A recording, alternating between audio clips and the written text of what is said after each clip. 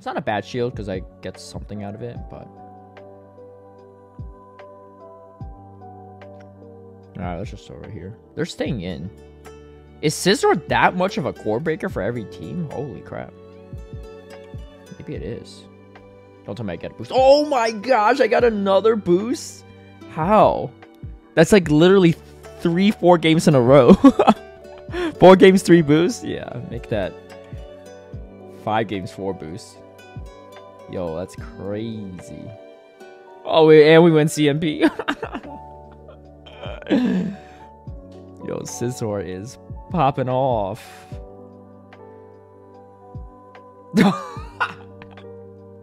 There's no way. Oh my gosh. I'm Niantic's favorite. Yeah, clearly.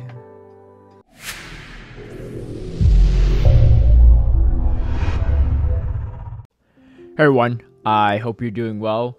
For those that enjoyed my last video on my Halloween Cup line where I hit Legend, I kept using the team to see how it go, and I have hit a wall. And when I say I hit a wall, I mean I can't find any more battles. I've climbed so much with this team that I'm all the way on the leaderboard now, and these are my most recent 3 sets until I couldn't find battles. And let me just say, this team is still killing it. I'm including all my battles too, so you see any misplays I make. I get these comments once in a while where I drop a video and people will say, oh man, I used to team right away and I just went 0-5, or I just lost a bunch, and etc, etc. And that'll happen sometimes. A lot of my teams are not nearly as straightforward, so one big thing I always recommend is study the video very carefully on how to play out certain matchups. But I think on top of that, overall in PvP, as long as you're running a fairly solid team, the majority of your losses will still be mostly due to misplays, and that goes for everyone, myself included. So if you're not fully understanding maybe why you're losing these matchups, I highly recommend getting another player to take a look at your battles if you screen record any of them, to critique it, or you can sign up to my Patreon servers as well for some coaching through that means as well. The team I'm running is the same from the last video, so feel free to check that out as well for additional matchups. Before we get into the battles, a big shout out and thank you to all my patrons who've been supporting my content creation. If you would also like to have early access to my strategies and lineups, or see behind the scenes footage of my battles, feel free to sign up in the Patreon link down below. Going to this first battle, Dragalge, one of the hardest leads here. I'm also going against my friend House Stark, who is quite the battler, so this is not going to be the easiest one. Something I did notice is that many players probably recognize my team as well after video, so some might know how to play around it. House Stark being probably one of them. This boost is very helpful because I can potentially flip switch advantage here. So I'm going to throw this Nice Slash right away so I can get some more value out of this Scizor, especially when boosted. These bullet punches kill still hurt, and I do get off additional Nice Slash against his own Scizor, which is kind of interesting. So I do come in with my Toxapex here. This Scizor is just really strong into my Cofagrigus. I will say also, I mispronounced Cofagrigus last time. I was saying Cofagrigus. It is officially pronounced Cofagrigus. So if you're ever confused, that is how you want to pronounce it. All right. He does go for Aqua Tails here against my Cofagrigus, and then throws the move right away, which is kind of nice because it means that he can't really overfarm that by too much. I have almost 2 brines, but I need to land at least 3. So we're working towards it, and we get off both of them, and let's see how much damage this does. Not enough. I think if he's running the Shadow Variant, it would have been better. But unfortunately, with the boosted Nice Slash damage, it was just going to be a loss. So that is one of our losses. But we'll keep going, you know. And that's a pretty close matchup there, too. I think without the boost, it could have been a little bit easier for us, but at the same time too, we got a boost against the Escav, so it kind of evens out. All right, in this specific matchup, you could always no shield that first crunch, and what I'm doing right here is building up till we're charging priority, so just getting as much farm as possible and forcing my opponent here to shield, and really put him in an interesting spot. And then now here comes a swap in, so they actually lock themselves in to this matchup, but I'm in a positive one here, and my opponent is going to concede right there. All right, Azumarill, always a great one. Typically speaking, it should be one that you win most of the time as long as you know how to counter swap here. This is actually a bug bite Wormadam, which is kind of interesting. Scizor might have been another play here too, but I decided to just come in with the Cofagrigus, knowing that I can kind of win this pretty convincingly, so I don't really need to spend any shields. My opponent actually shields here, which is kind of interesting. you just match shields, right? You want the advantage here. You want switch advantage, and you get a lot of value out of this Cofagrigus as well. So that's why I decided to shield it. You can still land another Shadow Ball. You have to force them to throw energy here, so they are forced to throw their Ice Beam. You have the matchup you want, and here comes an Escavalier. So this is kind of an interesting one here too. I pretty much need to land at least one brine to make this a little bit easier to deal with, and I do no shield that drill run. I kind of didn't want to shield it because now I have a little bit play with my Escavalier here, or sorry, my Scizor, and then now we get a lot of energy here, and we also boost as well to bullet punch it down. That's gonna be pretty nice. Even if we didn't boost there, they have to throw the energy, and then my Toxapex can finish it off. So gonna be a good one. And then here we have a Toxapex mirror. This is something that I didn't really cover in my last video, but what I do here is I actually tank the Sludge Wave and then swap. Now the most important play here is because most Toxapex mirrors have darks in the back, so you need to use your Scizor to win switch advantage. You have the Cofagrigus for the Toxapex. You don't really want to throw any energy in the mirror matchup because the energy's not well used. It's resisted, and it's much better off saved for something else. Likely a dark type in the back. So my opponent here is going to shield here. I could probably bullet punch this down, but I do remember being a little nervous here, so I just throw the X's right away. Kind of a misplay. I should have just kept track of their energy a little bit better. But they do come in with their Toxapex here, and they do throw their energy, so that's kind of nice. And then now I have the matchup I want. I am down a shield though, so not great. If they have a Sableye or something like that, it gets a little dicey. So I'm going to overfarm a little bit here. And they actually have a Azumarill in the back, so we just win that pretty convincingly. I was overfarming a little bit just in case they did have like a Sableye or even a Dark Poison. That Shadow Ball would still do a good chunk of damage to just make that backline matchup easier. All right, we go into another Toxapex mirror. And again, so what I usually do is well, this is not great. So this Mawile is going to finish this off very quickly. I'm going to wait out the timer a little bit just in case they have like a poison in the back or something that I don't really want the Toxapex matched up against. And yeah, they come back in probably with their own Toxapex. Let's see. And it's actually going to be a Sableye, so it's actually quite nice. And this is when I know, some people probably haven't seen my last video, and that's fine. It'll happen, but it does give me a slight advantage here because now they don't know that I actually have the Cofagrigus in the back. I'm just going to let this go.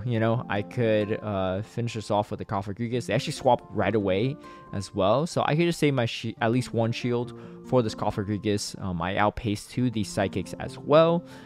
So that is kind of nice. They had a little bit entry lead, I guess, but they no shield and concede right there.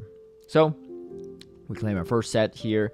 We do go 4-1. Our only loss to House Stark, but that's all good. We go into another Toxapex mirror, so this is kind of nice. Yeah, you just stay in here. Once in a while, I've ran into some that run Gunk Shot. I think this might be the one.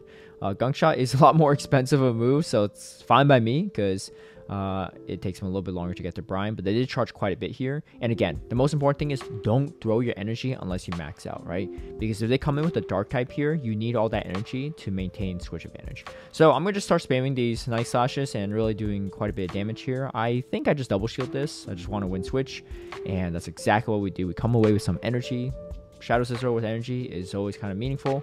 And then I actually swap to my Toxapex here and try to snipe it with a Sludge Wave, which I force a shield, and then we get the Sableye, something I really wanted to see here.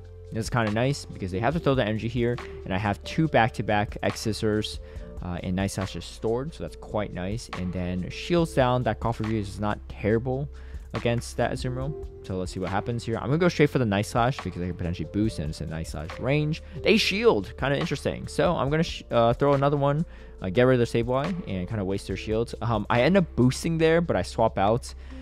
I didn't realize it was going to boost there, to be honest. I just figured they're going to throw their move, but that's fine.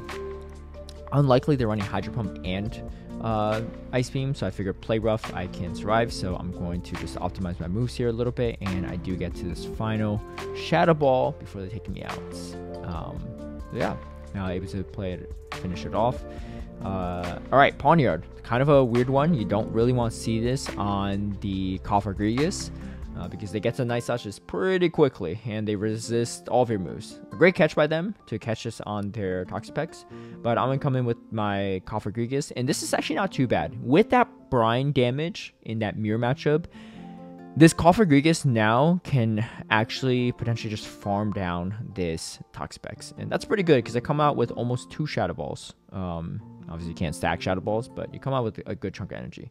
Yeah, and I knew that they couldn't get to another move here, so this kind of works out for me. They can't really Fury Cutter down here, to my knowledge, so I am going to throw this first Shadow Ball here. It does, as expected, a lot of damage. I get to another one, but it just seems not really valuable to shield there, so I'm okay. I'm putting the Pawniard quite low at this point in time, so I'm gonna throw a Brine and see what happens. If they shield, I probably just go straight to my Scizor, and that's exactly what I do. I'm gonna respect the Night Slash. It's still gonna do a good chunk for neutral, and then here comes a Golbat. This is quite nice for me. It's non-shadow too, so that's good. The wing attacks don't really add up too much. I think they're 1 wing attack off, or maybe I just miscounted, but I just figured it wasn't the Shadow Ball. Works out perfectly, and now they go straight away for that Poison Fang, and I'm okay. I'm going to just farm this down. It's going to be another Poison Fang, and we're just going to keep farming this down. And then, yeah, they come in Pawniard. I know they can't get to 2 moves, so I'm just going to Poison Jab this down as well, and that's going to be the game. All right. Froslass, we don't see this a ton, actually. A lot less than I expected, but that's fine. And then now they come in with their Mana Buzz. Most important thing, winning switch here is kind of nice. However, if we go down too many shields, it's not great because the Froslass still does decent against the Grigus. Alright, so we do throw, and I throw a Night Slash here just for the potential boost. We do get a shield there, and here's where it gets interesting. I don't really want to shield this, because if I shield this, if they have something that beats my Scizor, then that Froslass is going to do a lot of work here. So they actually come in to my Grigus with a Froslass. Kind of interesting. So I'm going to have to shield an Avalanche here, and then expecting, and they actually come in with their own Toxapex. This is kind of interesting. So yeah, so they are going to stay in here, and I am going to throw this Psychic, and we actually take out their Toxapex before they do anything, and at that range on the Froslass, my own Toxapex could handle it, so that's why I wasn't too worried. Alright, another Dragalge. We did not have a great time when we went against House Stark here, so we're going to see what we can do. And they come in with Azumarill, so this is not great for me. One of the more consistent things that beat Scizor here, and I can't really win switch, especially without Iron Head, and my opponent isn't shielding either. Scizor is slightly better because you have same type attack bonus, but you just can't boost. But honestly, if I boost here, it's probably not enough either because they can just throw their energy to maintain switch. I'm already down a shield, so I'm just going to just whittle it down as much as possible, and then I'm going to build up to a Sludge Wave, but they come in with a Wormadam Trash. This is not great for me. This is going to be very strong against my Toxapex. I'm going to stay in here, though. This is actually still a better matchup, in my opinion, than the Dragalge one, because at least I resist all of their charge moves, and we get off another Brine. I think I mistimed one of these Brines on my charging timing, but that's all good. Yeah, unfortunately, they just have way too many shields, way too much health. I'm going to let this potential Aqua Tail go. They just honestly don't even need to go Outrage, but I'm just doing everything I can here. This is going to be a tough one. Overall, I think this is a matchup where there's not really too much I could have done here, and that's fine. Minimal misplace, I think, in general. I think that was just a tough one. But anyway, here comes another Azumarill matchup. Always great, and again another Bug Bite one. This is actually really interesting. So Azumarill lead and Bug Bite Wormadam Trash. We saw this earlier today with Ventusky, and now we're going against Yarkowski, and I believe both trainers are actually friends, so they maybe are borrowing each other's teams or using the same one, etc. This Yarkowski is not going to shield though, so we are both on 2 shields apiece rather than 1 shield apiece. If I expect it correctly, it is going to be a Scavalier, and that's exactly what it is. So on 2 shields, it's going to be a little bit different, but we do get a no shield on that first Brine, and then now I throw another Brine and anticipate shield. We do get a shield, which is kind of nice, and now we're on 2 shields apiece. These bullet punches are really adding up here, and I definitely win charging priority, so I can finish off this Scav, and they no shield it, and they concede. Yeah, again, a pretty solid matchup for us too. Yeah, exact same team too. Pretty interesting. Anyway, We go into the third and final sets. Alolan Marowak into Toxapex. This is not too bad for the Toxapex, just because you kind of tank all these moves no matter what they really have at the end of the day. And you're doing super effective brines. Brine, not the best move, but still enough to take out almost half his damn health. I look at there might have been a little latency issue. I'm not really sure. But we do get to another brine here, which is kind of nice. We would have lived that Bone Club either way. And then they're going for another move here. And we are going for another brine. And we do hopefully take it out. And yeah, so we win switch. Still up a shield. Always kind of nice. And then they come in with Umbreon here. I was going for that brine, but they end up throwing that energy, which is also fine with me. And then now they come in with her another foul play. I'm going to shield and see what happens here. And then they come in Azumarill. I actually charge up a little extra energy before swapping. Could be a little risky because now I'm potentially locked into this Gamefreak matchup. And they actually have a Hydro Pump there too. A little unexpected. So I'm going to try to throw the Shadow Ball maybe right away so I don't get... yeah, I don't know. I don't have to worry about the Azumarill. But again, like I said, maybe a little risky from me earlier because I did stay a little bit too long, so I couldn't swap out in time. But again, we have a lot of energy, and we could tank at least one foul play, so not too concerned here. They're going to throw one, probably throw another. We should handle this foul play just fine, and then we get to another Bullet Punch. So able to finish it off. Slight misplay from me, I think, but unfortunately, it did not really impact us too much there. All right, another Toxapex here, and we come in and do probably the same strategy as before. Wait for a Sludge Wave. Now swap to the Shadow Scizor, and they come in right away with their Mana Buzz. And so this is important because they didn't throw any energy here. You can win switch here. That's the most important thing. You win switch, you typically win the game. So I'm going to shield here and then probably farm up a little extra. Yep, and then throw the X's here. Optimize charge room timing, coming in clutch, but definitely what you need to utilize here. As you can see, throwing right on cue every time. We do spend one extra shield on them, but it pays off in my opinion.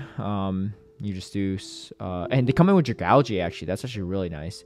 So we come in with the Toxapex. This is resisted, not going to do a lot of damage. They actually shield it. I don't mind that too much. And then now they come in with their Toxapex. This is really nice for us because we have another Sludge Wave loaded.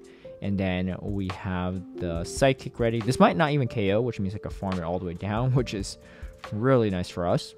And they have to throw the energy now at this point with their Dragalge, and they concede. I think they just do the Sludge Wave to be funny, knowing that it's over. So that's typically not the recommended moveset, but I think at this elo range, my opponent does know that. All right, Wormadam Trash. Not a great lead, but we land a nice slash. If they're going to stay in that long, you might as well throw some move. And then now they come in with a Azumarill. Now here's an important thing. Our timers are misaligned by quite a bit. And they actually shield too. That's actually really nice for us. So now we're going to just keep throwing X-Scissors here so to stall the timer. Unfortunately, they do throw the move right away, so it doesn't really help me too much. So I guess at this point, I just decided to let it go. It wasn't probably worth it. I might just undercharge this brine so I can farm a little bit extra. I don't really want to take it out with Sludge Wave because that's just a lot of energy. So we do a little undercharge, and it might be just what we need here. Put it in quite low. And here comes the Wormadam Trash. I'm going to throw a brine here, and they actually no shield. So I'm going to throw another brine here, see what happens. And in comes a Wigglytuff. Interesting. Okay, I did not expect to see Wigglytuff. It is solid against Gamefreak because you resist all the Shadow Claws, but we do get off a shield there with the baits. Unfortunately, I couldn't make it to another move, but that's fine. Psychic is why. Another reason to have Psychic is for this matchup, so you don't get walled off. If you're running Dark Pulse and Shadow Ball, it resists everything you have. All right, going against my patron, actually, Dave Dang. If you recognize from the Toronto tournament video, he was the one that knocked me out of the tournament. Really solid battler here too. So, and the most important thing is, as a patron of mine, he knows exactly what I'm running. Goes for the Shadow Ball first, actually. Pretty gutsy there. And fortunately, I shielded that. I think this gets a little bit dicier if he went straight Sand Tomb. But because he went for that Shadow Ball first, I am able to survive long enough to get off a final Night Slash. Win switch advantage, shields down on both sides. This is actually quite nice for me. come in Beedrill, and they have their own Shadow Scizor. I try to catch the Night Slash, and I think I do on my Toxapex. So that's kind of nice, because throwing that a few Shadow Calls there do chip it quite low. And then now I am just throwing up a lot of energy here. We do charge from priority here, which is fine by me. The less energy, the less health I have, the better, I think, so I don't get farmed too hard by this Beedrill. I'm going to throw this Brine just so I could burn the timer a little bit and come straight away with my Runirigus. And I do survive a drill run here, so no problem. And we get to the Psychic, and that'll seal the deal.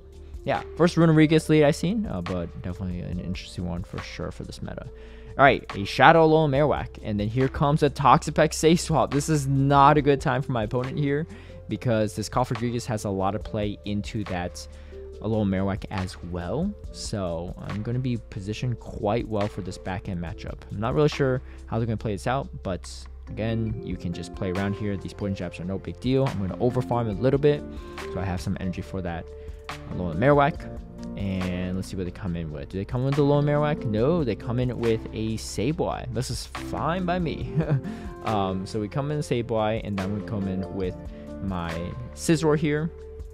We go straight away for the Night Slash. Figure they might shield this, and also in case they try to catch on the Alolan Marowak, it's not going to backfire me. And they come in Alolan Marowak really quickly. I have to get out there as soon as possible. Shadow Fire Spins are no joke. All right. But we can tank these moves here. We do get a defensive drop here from the Shadow Bone, but no worries. You gotta trust the bulk of the Toxapex, and we are okay here. So I do throw another Brine. I try to take a little bit extra damage until I get to move, just in case. And then we get to the X-Scissor. Again, X-Scissor, also neutral, with some same type of attack bonus. Probably a little better there. We go 5-0 in the last set, 13-2 on the day, climbing all the way from the low 3000s all the way onto the leaderboard here. Overall, it's been a pretty fun Halloween Cup in my opinion. Definitely been a lot of fun using the Runirigus, something that probably not a lot of people have been using in this meta, especially with all the darks and dark poisons. But in my opinion, I don't think it's a worse Sableye. I think it's a bulkier Ghost. If you like this team, I do have an idea for Ultra League Halloween Cup as well. I'll have to do some testing to see if my theory is going to play out well. If you like this video, feel free to give it a like and share, subscribe for future content, hit that notification bell to get alerted right when I post a new video, and I'll catch y'all next time. Bye.